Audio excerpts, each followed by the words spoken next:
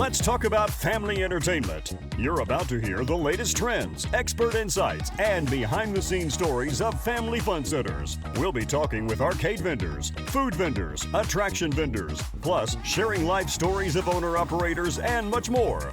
Stay tuned for engaging and informative content that will keep you coming back for more.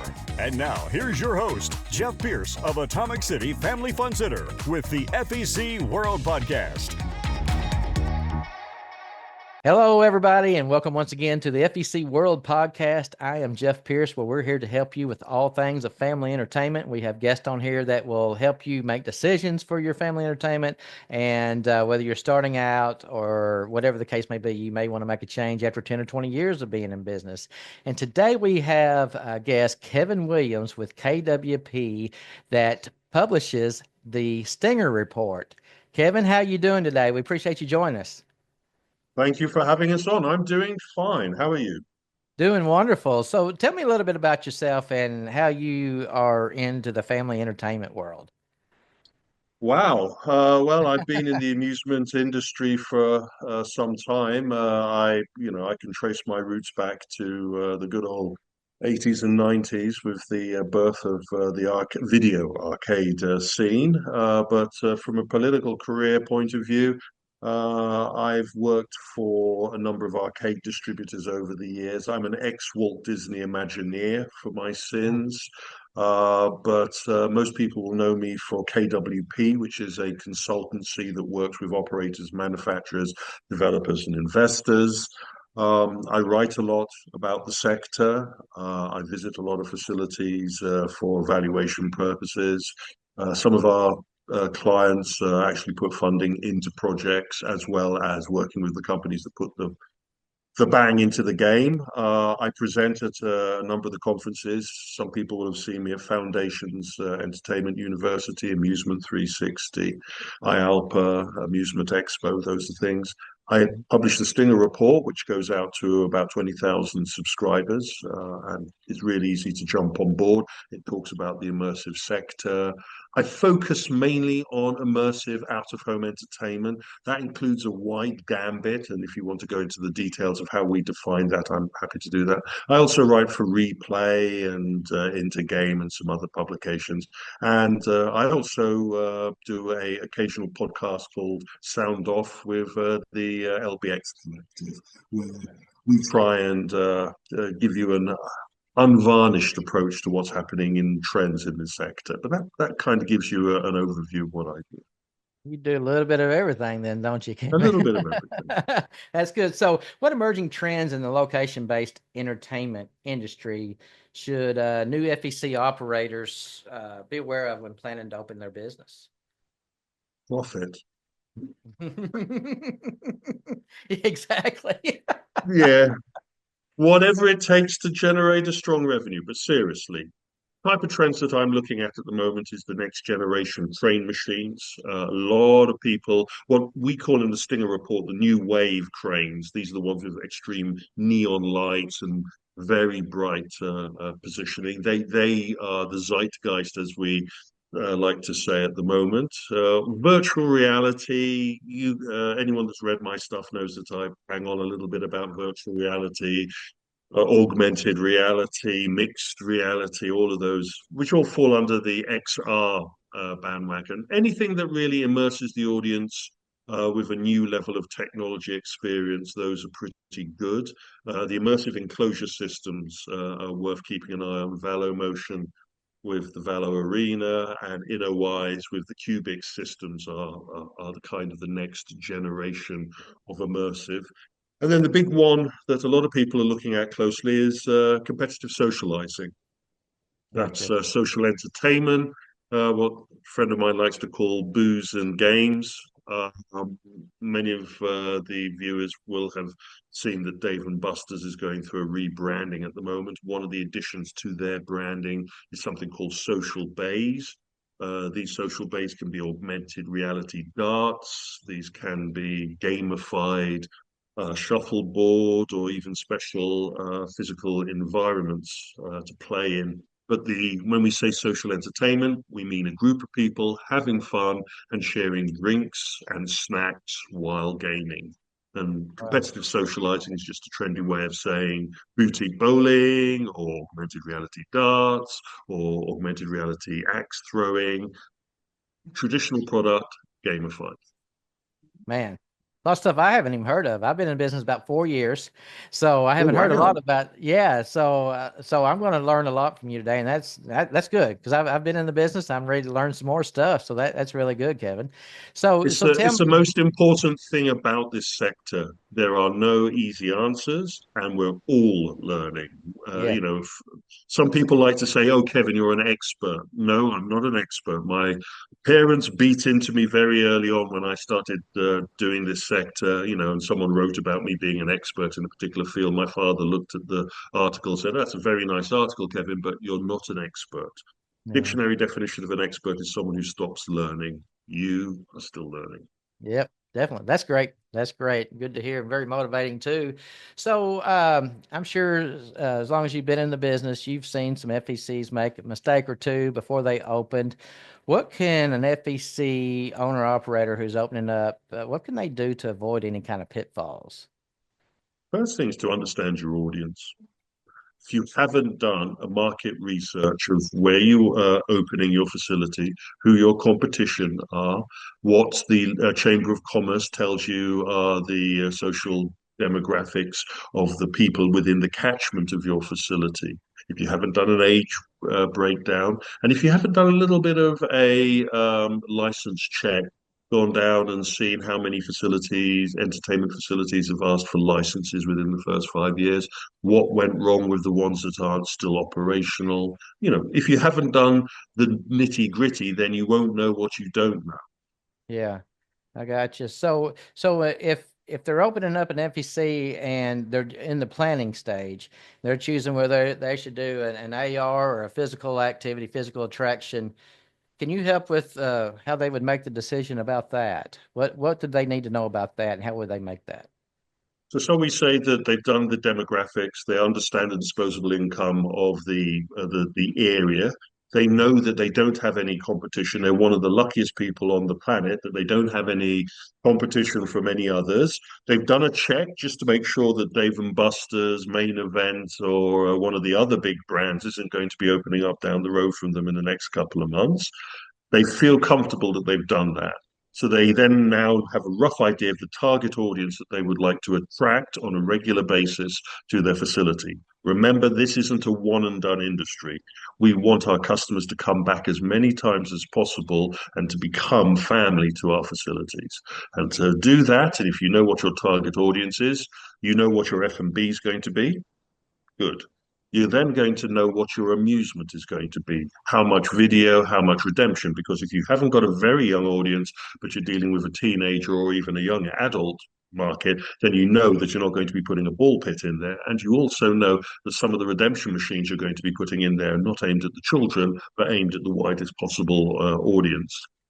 And then you have the fun things. Then you go through the list of how many attractions that you want to have in your facility that generate the revenue to achieve the spend and the return on investment that you're looking to achieve.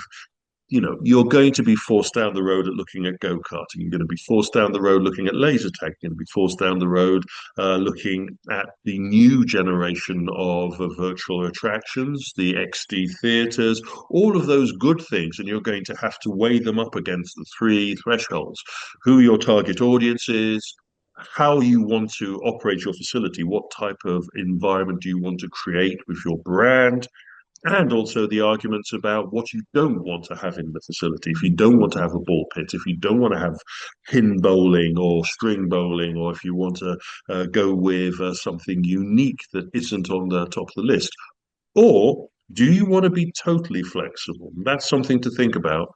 In our sector, the larger of the facilities are defined as mules, mixed use leisure entertainment facilities. And when we say mixed use, that means that these facilities have quite a large number of attractions there, but they are on a constant rotation. And the nice thing about a rotation is you can put it in on test, check how it does, and if it doesn't do any numbers, it comes out. If it does well, then it stays there a little longer. But having rotation on all of your attractions means that you have to build a flexible facility. And those are the things that you have to do at the planning stage rather than working it out once you've built the bricks and mortar and thrown the doors in. Yeah, and I'm glad you said that. It's a good segue on my next question. When someone is getting ready to get the drawings for their facility, they just don't need to go to their friend that's an architect or a local company that doesn't know about a facility. They need to go to the right people that's been in the industry to show you the flow, because the flow of an FEC is what brings you the profit. The guest flow through the facility is essential, both ways, going in and coming out, and understand if the flow is wrong, people get frustrated. And if people get frustrated, they leave early and they don't come back. So the argument goes, do I need an architect? Well, a friend of mine's a chef. I don't need to have a chef in my restaurant. Oh, a friend of mine dabbles with his car. I don't need to go and see a mechanic.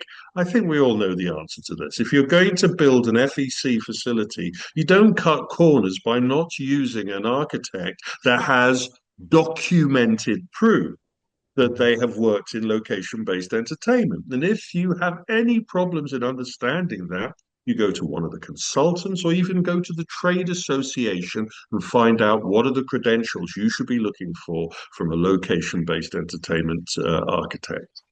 Yeah. I look at architecture from 3 points of views. A lot of the facilities that I work with are new builds. Some of the facilities I work with are old builds, as in going to an existing space, and some of them fit in the middle where they're mobile or they're flexible facilities and they can be parachuted into retail units or into open space. Mhm. Each one of those requires a different flow. Each one of those has different types of machines in there.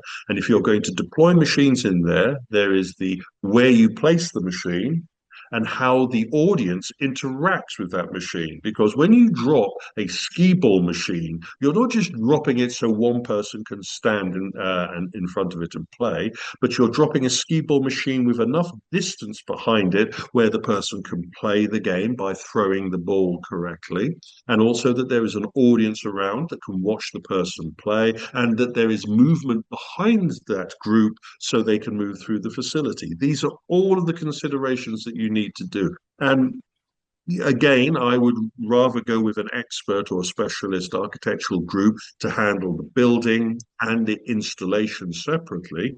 I know a number of amusement distributors now are actually offering the service of deploying and installing the machines into your facility, but you would expect them to do that because that is Yeah. added benefits. But either way, laying out a midway and putting in attractions is a difficult task, and you don't want to have to repeat the problem. But going back to what I said earlier, flexibility is key. Mhm. So rather than just cloaking all of your machines around the nearest power outlet, you need to lay them out correctly. But you also need to be mindful that there will be rotation, there will be churn, and there will be movement. And I like to have at some of the facilities that we're designing a space at the front for the showroom products Right. and then the new releases, and then you can rotate those new releases through your facility when the next hotness appears. Yeah, and I know we've moved our arcade around a few different times since we've been open in 4 years, and there's people that come in, hey, is this a new game? No, we've had it since day one. It's just a different place. It gives them a new feel, a new vibe, and it don't get stale. It's something new that your guests can experience and have that better experience every time they come in. They can anticipate, hey, I'm ready to go to Atomic City. I want to see what's new there, and that's how we've been. I mean, we've changed attractions out and everything, and that's what you got to do. That's what we've learned. That's really helped, and the importance of that. And you mentioned redemption, and you mentioned also the importance of how it flows coming in and going out on your layout. So tell us about the importance of the redemption counter. Oh, a dear friend of mine, Frank Zielinski, is the champion of how to set out your prize counter. He used to do courses which went into the details of the showmanship of how you lay out the product. But the first thing first is the pricing. You've got to get the points sorted out for the prizes. Once you know your prize points, you then know what to put at the front of the counter and what to put at the back of the counter. You also need to know that it is all about the eye candy, so it needs to be colorful, interesting, and informative. And one of the things I didn't touch on when I was talking about rotation of machines is signage. The ability to put above the new machine, this is a brand new machine you want to play, or you put above one of the machines that you're thinking of rotating, this machine is on its way out, and we're giving a special bonus ticket offer for this machine as long as it's here. I've seen machines rejuvenated with those type of Wow. deals. So Yeah. signage, informing your players about what the products are, and even maybe coming up with a little map showing where the new machines are to show to the parents when they're coming through, if you're dealing with parents. Yeah. It's important. You need to communicate, but to the prize area, it needs to be showy. It needs to be bright. It needs to be informative, where you don't have to squint to work out how many tickets you want, and it needs to be visible. And I mean visible. Some people like enclosing their prize areas into their own little rooms, and that hides away the hotness. You should make Mhm. it a bright counter, or, and now this kind of goes to the kinds of technologies and applications I'm working on, which is, do you want to have a price counter, or would you like to have a touch screen system where you have no physical product in the warehouse at all?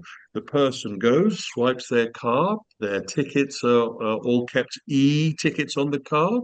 The screen shows them the selection of prizes they can select. They select their prize, they type in their address details if they haven't already stored it on the card, and the next day their prize appears, their door. Would you embrace something like that? Because that's the future that some facilities are looking at. And just think of the benefits. Number one, you have their details.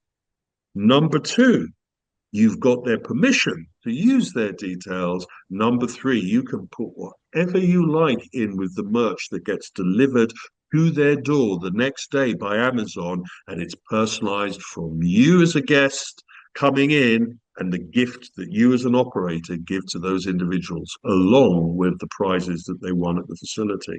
That's a contact with the guests that is a higher level of experience in most facilities. Yeah, and for a kid, whenever they get something in the mail or delivered, I remember when I was a kid, I was so excited because I mean, kids don't get mail, you know what I'm saying? But when they get something, it's even a better experience. You know, they had a great experience at your facility the day before, and then the next day it continues, and it's branding basically. It's branding. Branding is essential, and especially now, most FECs need to be mindful that they're going to be going up against competition from large corporations. You know, we see people like Sony and Netflix entering the market, developing their own location-based entertainment facilities. And if your brand isn't able to compete with these individuals, with not able to give the same kind of level of entertainment experience with or without branding, then you're going to be left behind.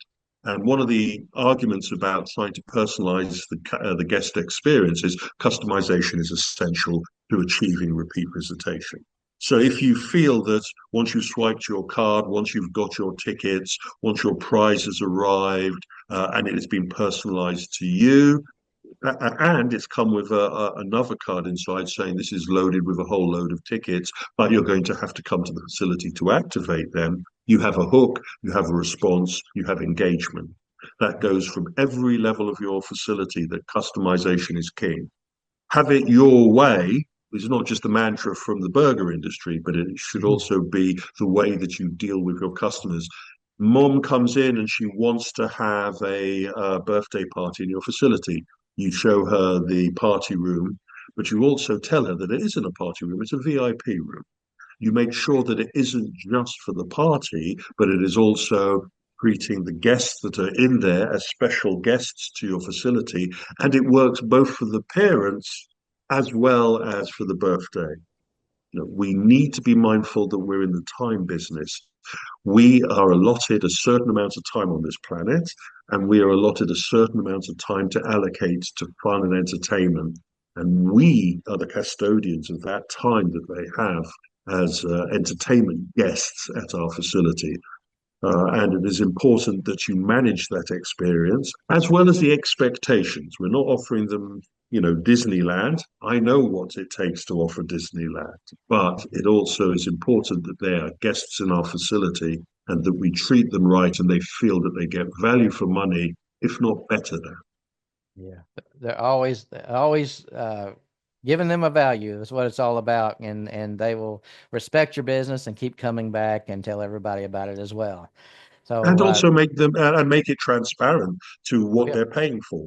One of the arguments that I was dealing with recently, I moderate a particular forum dealing on FECs, and there was the argument about, do you allow food into your facility? And there are many reasons why some facilities don't want to do that: the liability, the risk, the problems. But also there's the issue of the parent that says, I'm bringing the birthday cake to the facility, and you go, okay, we don't normally allow cakes into our facility, but you're adamant about that. But let's open it up to you. How much are you paying for that cake? Because if we can better that, we will. mm-hmm. Having that relationship with the customer is important. Don't Yeah. come up with reasons not to support them. Come up with reasons how you support them. And if all you gotta do is listen to them, you'll find out what they want really quick. Just listen to them. You can't do Two of these, everything. one of these. Yeah, exactly. You can't do everything that your guests are questioning and asking for, but you can listen to them, and maybe one day their want and need will come to reality. Yeah. So, Kevin, I really appreciate your time today. I know you're a very, very busy man, and I'd No, love to no, no. invite you back on here to talk more, because I know you're a man full of knowledge of the FEC world, and I really do appreciate you taking the time to be here on this podcast. No, no. Anytime you want something, please just ask. We're here to share information. We want to see the sector grow, especially at this time. We're seeing a number of new facilities being planned and going into development, and anything we can do to help certain new entrants avoid some of the heffalump traps that are out there, we're here to do that. And again, if you have questions, please don't hesitate to email me. That's great. That's great. Well, thank you so much, Kevin. And we want to thank you for joining us once again for the FEC World Podcast. I'm Jeff Pierce. And don't forget to go to our Facebook page, the FEC World Podcast with Jeff Pierce. Do the like, share, follow, all the good stuff. And go to YouTube, the FEC World Podcast with Jeff Pierce. Make sure you click that subscribe button and hit that little bell to get notified when another podcast comes up. We air podcast every Tuesday now, 6 a.m. Central Time. Our first episode hit this morning, and today is October 1st. So we appreciate your time. We appreciate Kevin being with us today, and we'll get Kevin back on here for some very, very good knowledge once again. And once again, thank you very much. We'll see you next time. Thank you for taking the time to enjoy this episode of the FEC World Podcast with Jeff Pierce. We hope you enjoyed today's episode, filled with industry secrets and exciting updates. Be sure to subscribe to this show, leave us a review, and let us know what you think. Join us next week for more captivating interviews and essential tips from the FEC world. See you soon on the next FEC World Podcast.